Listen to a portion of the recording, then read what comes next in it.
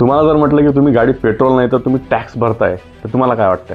हे बघा, बॅरलचा भाव पडतोय तरी पेट्रोलचे भाव वाढतायत किंवा सेम आहेत. एकेकाळी एका नेत्याने आपल्याला प्रॉमिस केलं होतं की सरकार बदलल्यानंतर फक्त आपल्याला पेट्रोल 15 रुपयामध्ये मिळणार आहे. 15 रुपयाच्या मध्ये फक्त 0 टाकायचे ते विसरले होते. एका बॅरलमध्ये येतं 159 लिटर कच्चं तेल आणि ते टोटल रक्कम होतं 6,600 रुपये. म्हणजे कच्च्या तेलाला एका लिटर मागे पैसे द्यावे लागतात 42 रुपये. रिफायनिंग प्लस ट्रान्सपोर्ट धरून खर्च होतो 45 रुपये किंवा 47 रुपये. पण पेट्रोलचे आपल्याला पैसे किती द्यावे लागतात? 105 किंवा 110 रुपये. आता हे बघा, बेस प्राइस आहे 45 रुपये. मग येतो केंद्र सरकारचा हात. केंद्र सरकारकडून त्यावरती 30 रुपये किंवा 25 रुपये एक्साईज ड्युटी लावली जाते, म्हणजे टॅक्स लावला जातो.